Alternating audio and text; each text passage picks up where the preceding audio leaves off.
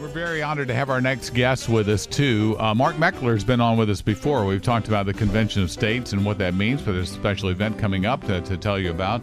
But also, we are very honored to have also somebody who's very familiar to you because we carry Brian Kilmeade here, so you hear him about weekly with Brian Kilmeade, and his new book is called Hold Texas, Hold the Nation. Lieutenant Colonel Alan West is also with us, too. Good morning, gentlemen. Good morning. Good to be with you. Good to have you both with us in one way or another, both of you on different phones. Let me start with you, Colonel West.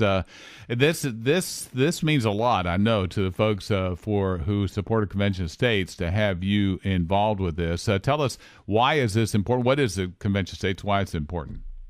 Well, it's good to be back here in North Carolina. I spent 5 years in my military career assigned here between Fort Bragg, North Carolina, and Camp Lejeune, North Carolina. So when you think about the oath that I took as a commissioned officer to support and defend that Constitution, Article 5 is part of our Constitution.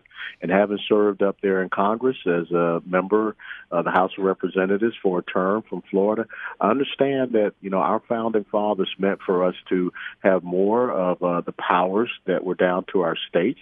And when you look at what the federal government is doing, they're running rampant and they're running over our states. So I think that the founding fathers put Article 5, the Convention of States, there for the states to have a say in right balancing that equilibrium between the federal government and the states. And so that's why we're here to talk about that, so we can get North Carolina signed up to be our 16th state as part of the Convention of States. Mark, I know you've explained this to our audience before, but a lot of people are worried that, once you pull this together, then everything is on the table. Yeah, I mean, that's just not the case, and that's propaganda that's been foisted upon us by the radical left. Every single radical leftist organization in America is against this. So what people are worried about is that somehow the left is going to take this over and be in control and cause crazy things to happen.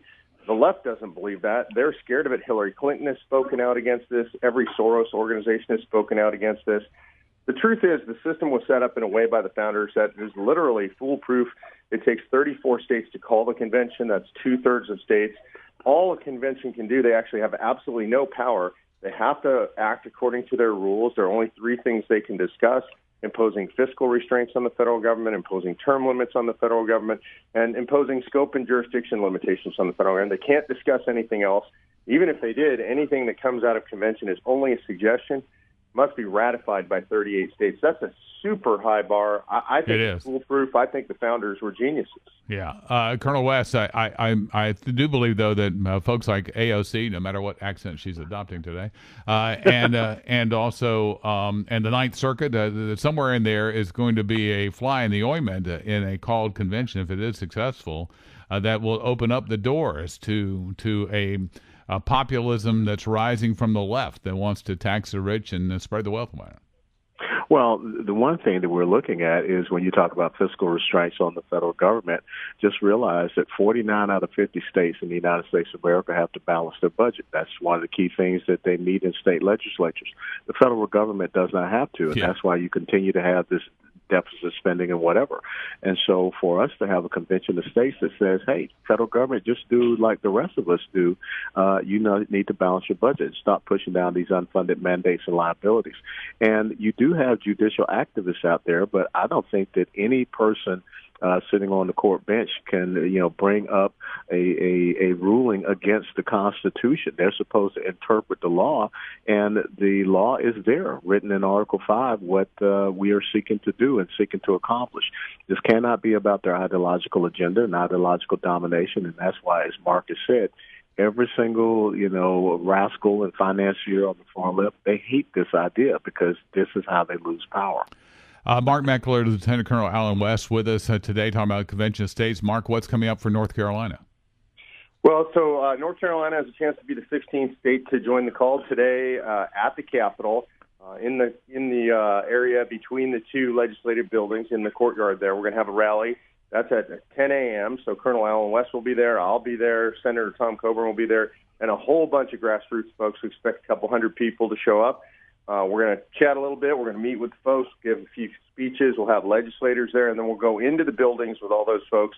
We'll be lobbying the legislators to go ahead and bring forward HJR 390, which is the Convention of States resolution in the House. You'll enjoy that area. It's probably the greenest grass in North Carolina right now. It's right there between those legislative buildings. I was there not been there too long multiple ago. times. Love it. Love the people in your legislature. It's a great state. I've been in 45 states around the country. I got to say, maybe the nicest people in the country here in North Carolina. So, Colonel West, you step into the door of a representative, and what's the first thing you say that why we need to do this? Well, the first thing we say is that it's constitutional. All the powers not enumerated to the federal government go down to the states and to the individuals. That's the 9th and 10th Amendments. Mm-hmm. And when you look at what is happening now, we see a federal government that is not just overriding the states, it is also overriding our individual rights and liberties and freedoms. So if you have people that truly call themselves constitutional conservatives or people that believe that we are a constitutional republic, it's very important that we take this incredible document that the founding fathers gave us and we start getting our republic back on track. And when you look at an issue such as this illegal immigration issue, where the laws that the people there in Congress don't want to fix and change, is causing much angst and much problems for the safety and security of everyday American citizens. So people do have a voice in America, and that's why we're here. Do you know, and Mark, if you have any of the local legislators already on board with this? Oh, yeah, we have dozens of them. The chief sponsor is Dennis Riddell, a very good friend of the movement. But, yeah, we've got tons of support in the legislature. We've got support among the leadership in the House for sure, likely in the Senate as well. So I think things are looking really good here. What Alan and I are here to do is just help generate a little bit of excitement, get folks out to the Capitol, because really it's about the citizens of North Carolina. This is truly a people's movement. It doesn't happen because Alan and I come or Senator Tom Coburn. It happens because regular folks come out to the Capitol, meet with their legislators. So we have tons of support in the legislature. We're looking pretty good this year in North Carolina. Colonel Watts, if I can pause for a second from this, just to tell me a little bit about your book, Hold Texas, Hold the Nation. Well, it's very simple. When you look at what is happening in Texas and also what is happening in North Carolina, you have people that are fleeing failed blue states because they're economically run in a very insidious, almost idiotic manner. But they're coming to successful red states, and they're flipping those states. And so when you look at the demographic shift that is leading to an ideological shift out in Texas, who would have ever thought that a person like Robert Francis O'Rourke, a very far-left socialist, would be running for president, and he is from the great state of Texas.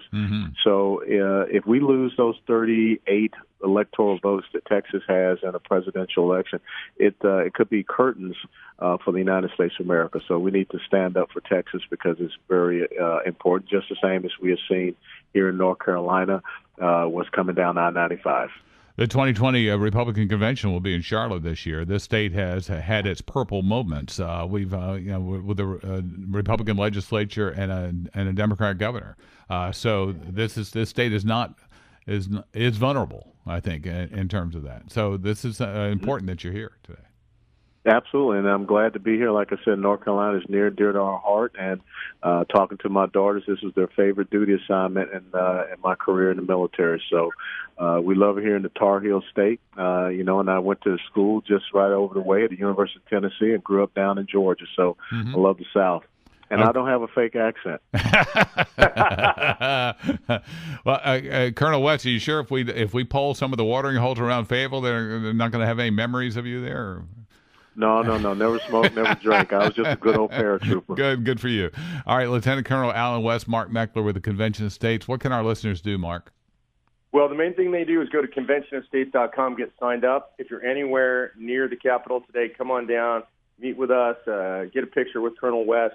That's, again, 10 to 3 at the state capitol today. But mostly go to conventionofstates.com, get signed up, get involved, because it's going to be up to you guys to save the nation. Okay. Thank you so much. We appreciate you service, Lieutenant Colonel West, and also Mark Meckler. We appreciate your duty to this country, too. This is Coastal Daybreak here on the Talk Station, FM 107 and AM 1240. We'll have more to come in just a moment. Hope you'll stick around with us.